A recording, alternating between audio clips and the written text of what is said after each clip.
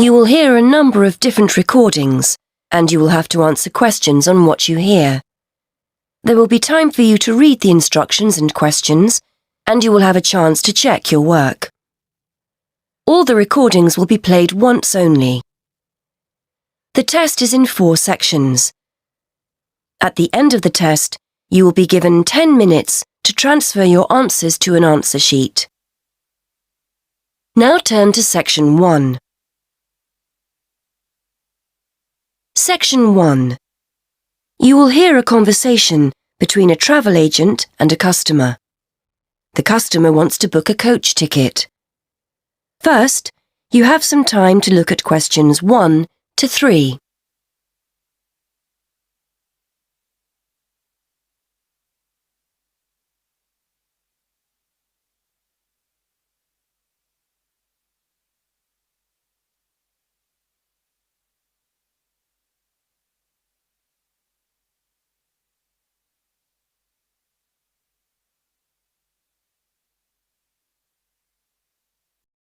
Now we shall begin.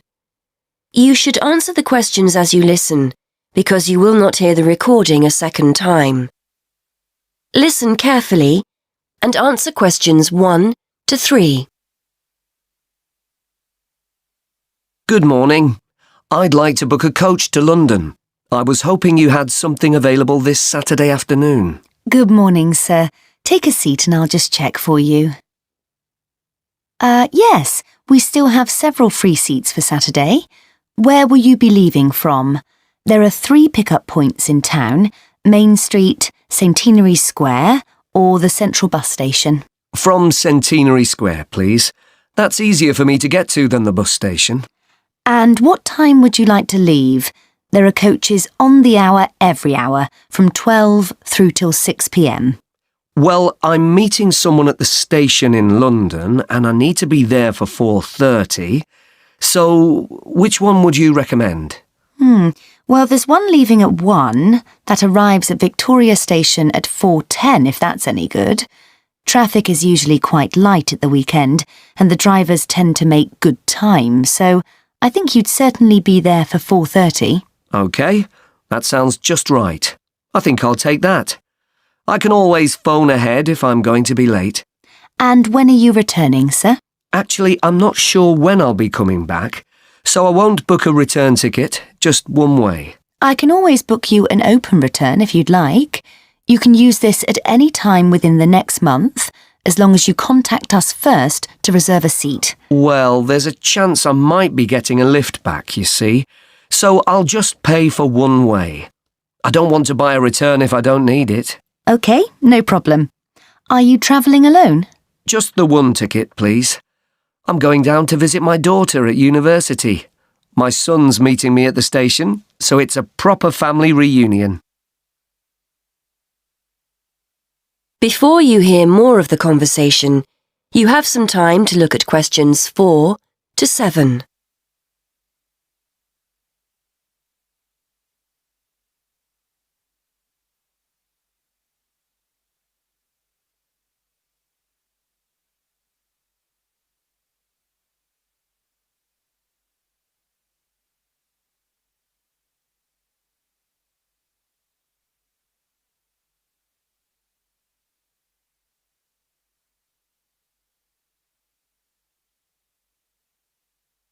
Now listen and answer questions 4 to 7.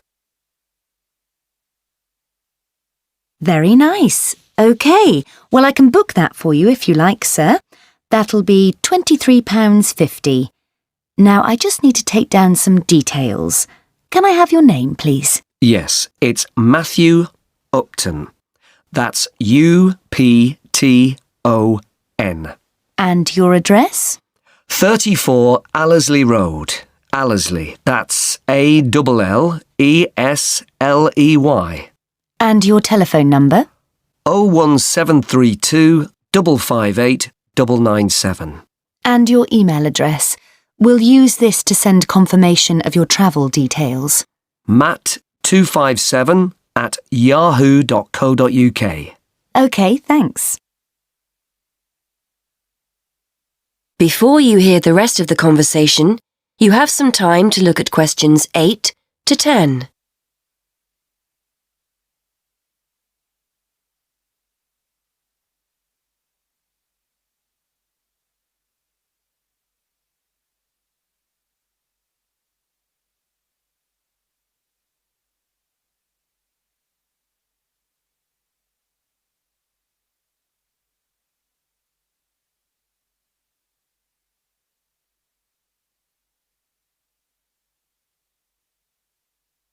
Now listen and answer questions 8 to 10.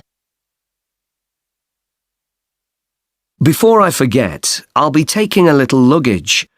Is there a set luggage allowance? We offer a very good luggage allowance. You can take 2 suitcases as long as they're no more than 20 kilos each. That's 40 kilos in total, and 1 small item of hand luggage on the coach. Most people find that more than adequate. Any additional items carry an extra charge of £10 for each bag. I certainly won't be taking that much, so I should be okay. I was worried I might be taking too much. Would you like travel insurance included with your ticket? It's an additional £2. No, I don't think so. No problem. It's not compulsory. OK. How will you be paying? Actually, I've been having trouble with my debit card today, and I've left my checkbook at home, so I'd better pay in cash.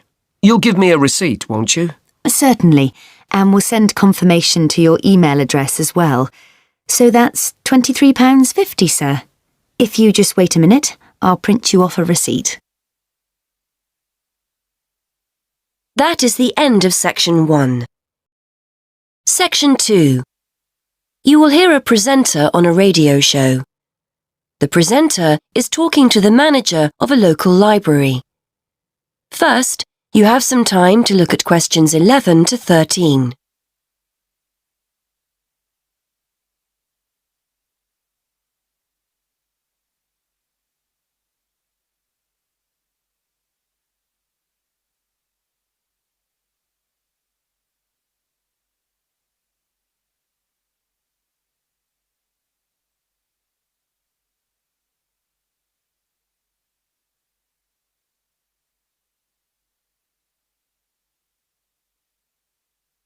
Now listen and answer questions 11 to 13. And welcome back to the programme. Today I'm talking with Mary Littlejohn from Mere Green Library. As you'll all know, we've sadly been without our local library for the past 3 months. But the good news is that it's about to open again. Great news, Mary. It certainly is, Jonathan. Despite the fact that money's in short supply, I think visitors will be pleasantly surprised at how different and hopefully better everything is. Fortunately, we didn't need to replace the roof as we'd originally feared. It just needed repairing, so we were left with more money than we expected. We've been able to replace all that old wooden shelving with a more modern style. The computers have been moved to a new designated IT room, and on the subject of technology, visitors can now order and return books and CDs on their own with our new automated system, so no more queuing to be served. Sadly, money ran out before we had the chance to decorate the meeting room, but we're hoping to complete that next year. Oh, and the children's section now has some colourful new tables and chairs as well. Before you hear more of the radio show, you have some time to look at questions 14 to 16.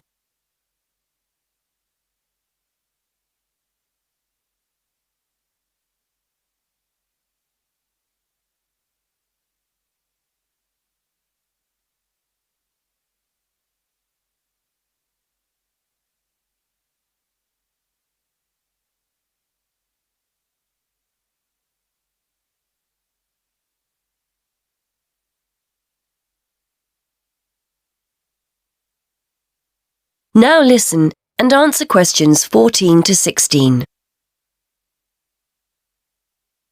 That all sounds fantastic. So are you having a big reopening party? Well, the doors open on the 28th of August and we'll be serving tea, coffee and sandwiches at 12:30. Then we get down to business in September.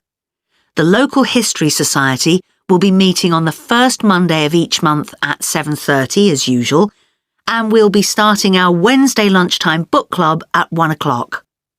Both of those events are in the meeting room. The computer club won't be running in September as we still need to complete work in the IT suite, but this will certainly be returning in October. And we're especially looking forward to welcoming a local writer, Sally Wainwright, to a new event on the 22nd of September. This will be the first of a series of events we're calling Ask the Author. Visitors will be able to hear authors read from their latest works, ask questions, and even buy a copy of their book to take home. Before you hear more of the radio show, you have some time to look at questions 17 to 18.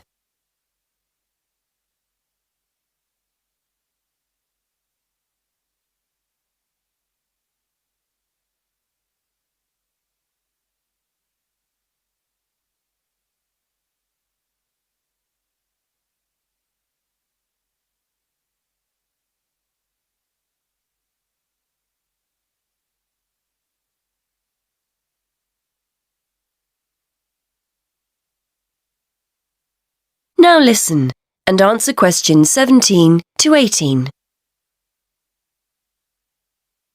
I might pop along to that one myself. Now, I understand you also have a request. Yes, that's right. We're looking for anyone who has a few spare hours each week who would like to offer their services to the library. Our computer classes have become so popular over the past year that we're thinking about starting a second session and we'll need someone to run it. The current teacher will work with you so you won't be left to sort things out on your own. We can promise the person a warm welcome and a class of very motivated people, many of whom are at quite a high level. We're also trying to do our bit to break down the generation gap, and we've been inviting some of our older citizens in to talk to school groups about the past. The children range in age from 7 to 11. They're always accompanied by their teacher, by the way, but we haven't opened it up to teenagers yet. So if you'd like to help out, please get in touch. Before you hear the rest of the radio show, you have some time to look at questions 19 to 20.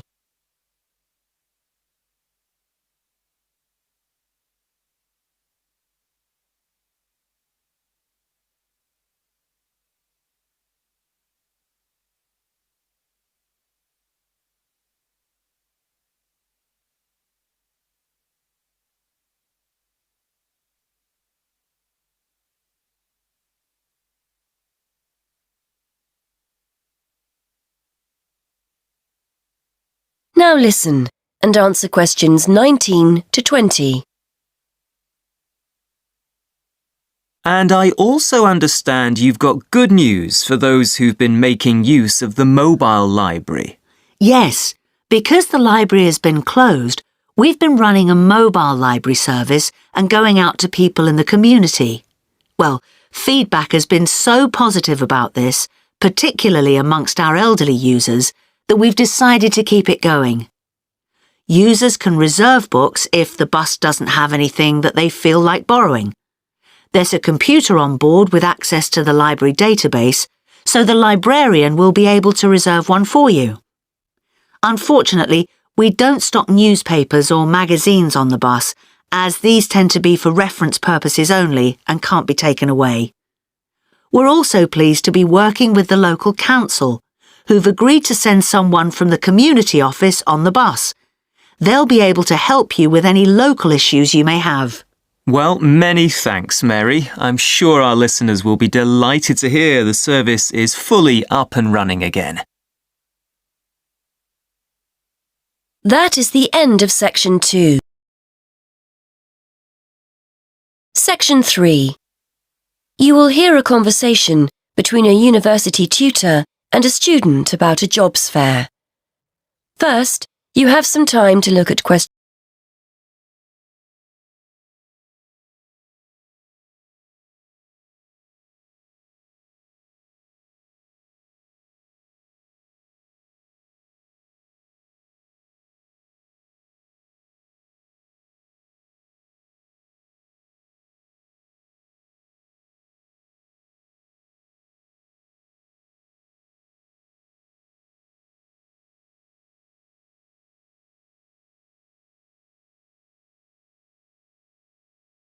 And answer questions 21 to 23.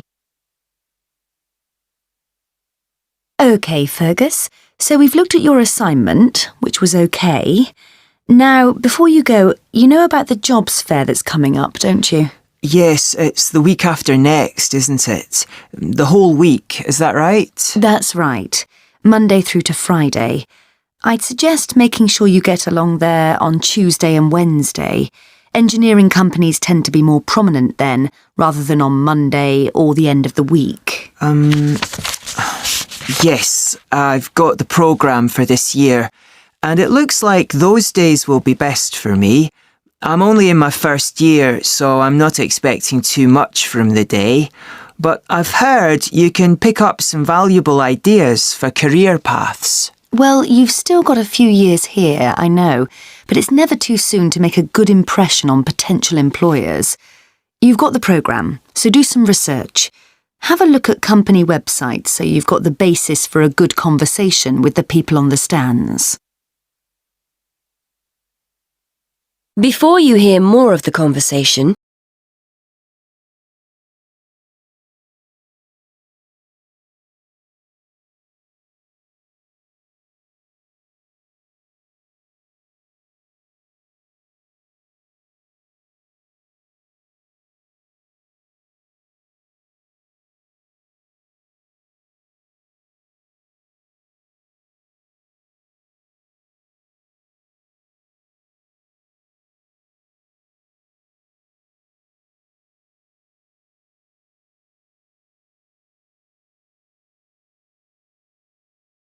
to 27. Yes, I was looking at one the other day.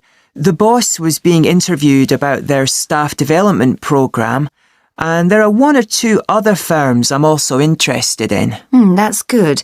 You've made a start already. Remember to think about what you're going to ask people before you turn up. Not how much you're likely to earn, of course. You only discuss salaries at job interviews. No, questions about the skills you need for the job, the kind of personal qualities employers are looking for, that kind of thing. Yes, I see what you mean.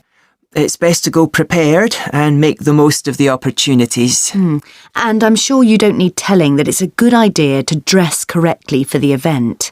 You need to give off a professional air. Well, I won't be buying anything special for the occasion, that's for sure.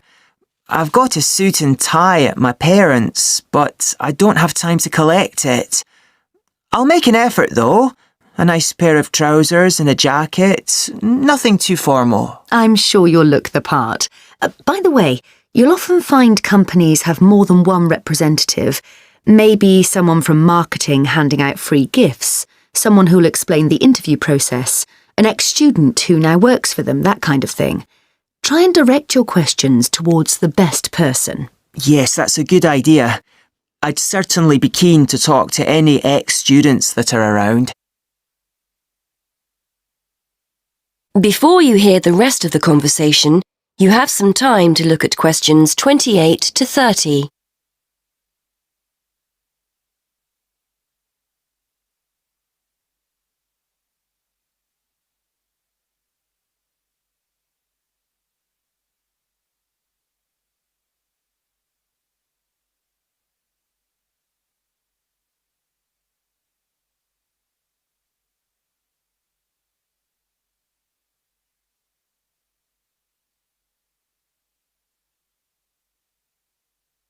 Now listen and answer questions 28 to 30.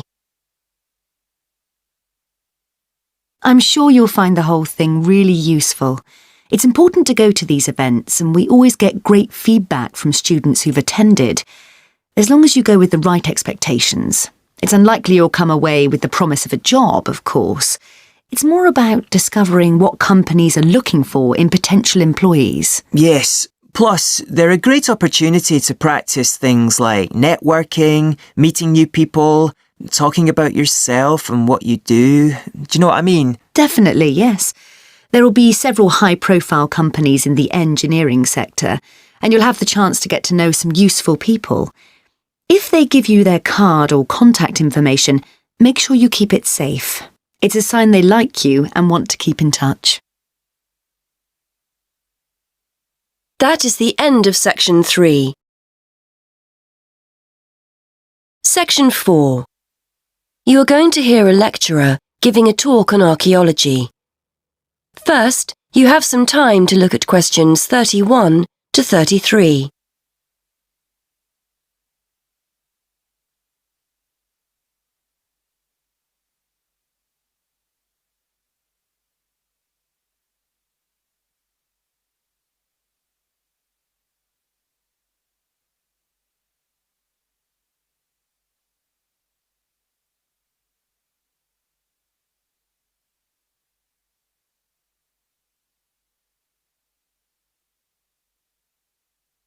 Now listen and answer questions 31 to 33. Many thanks for inviting me along today to talk to you about the results of some very interesting recent archaeological research. The saying, "you are what you eat," is often applied to present-day dietary advice. Certainly, our bodies will show evidence of whether we eat healthily or live on fast food and takeaways. This can be particularly useful in archaeological research. Through a careful analysis of the ancient bones of our ancestors, we can tell a great deal about their diet and the way they lived. I'd like to talk to you today about some research into the early settlers of some remote tropical islands in the Pacific. When these people travelled to these new lands 3,000 years ago, they had to bring along all the resources they needed for survival, including food, plants and animals from their original homes. One such group were the Lapita people, who were early settlers of remote Oceania, several islands in the Pacific. When the Lapita set sail for the island Vanuatu, they brought with them domestic animals and crop plants. This allowed them to settle in an area where no humans had previously lived and that had limited natural resources. Archaeologists have been keen to discover to what extent these settlers and their domestic animals relied on the resources they'd brought with them compared to the native plants and animals they found on the island. Before you hear more of the talk, you have some time to look at questions 34 to 37.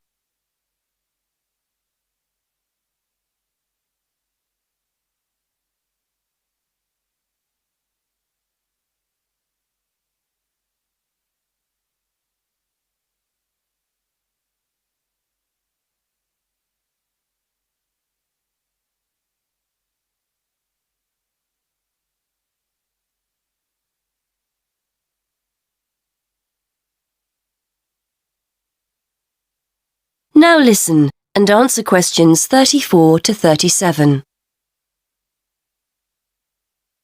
In order to try and understand the diet and lives of the Lapita people, archaeologists analysed the chemical composition of the bones of 50 adults excavated from the Lapita cemetery on Efate Island, Vanuatu. Depending on what we eat, we consume varying amounts of carbon, nitrogen and sulphur.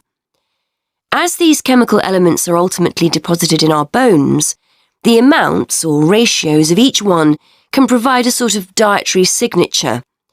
For instance, plants incorporate nitrogen into their tissues, and as animals eat plants and other animals, nitrogen builds up in their own system. The presence of different ratios of chemical elements may show whether a human or an animal ate plants, animals, or both. Carbon and sulphur ratios offer another clue to diet. Carbon ratios, for example, differ between land and water organisms, as do sulphur ratios, the values of which are much higher in aquatic organisms compared to land-based organisms. As well as examining the settlers' bones, scientists carried out a comprehensive analysis of the chemical elements found in the settlers' likely food sources. This included modern and ancient plants and animals. They found that early Lapita inhabitants of Vanuatu may have searched for food rather than relying entirely on food they'd grown themselves during the early stages of colonization.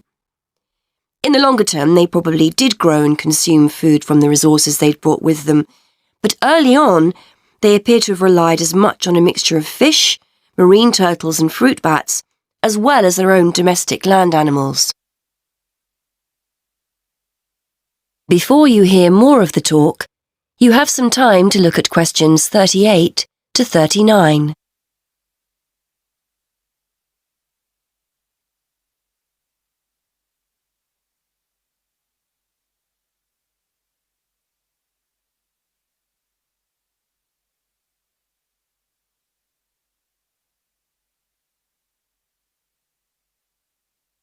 Now listen and answer questions 38 to 39.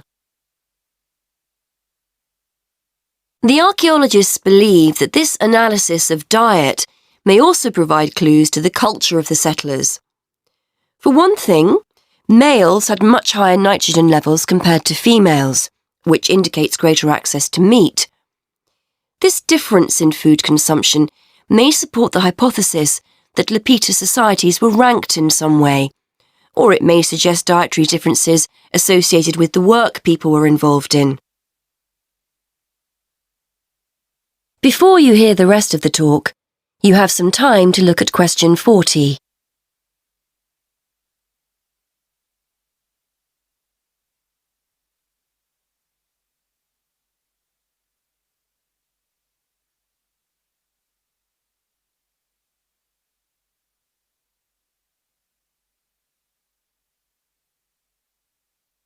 Now listen and answer question 40.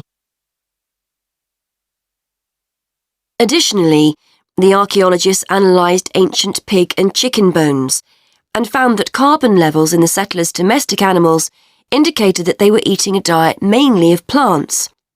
However, their nitrogen levels indicate that they may also have roamed freely, eating food such as insects. This would have allowed the Lapita people to keep food resources that were in short supply for themselves, rather than feeding them to their domestic animals. That is the end of section 4.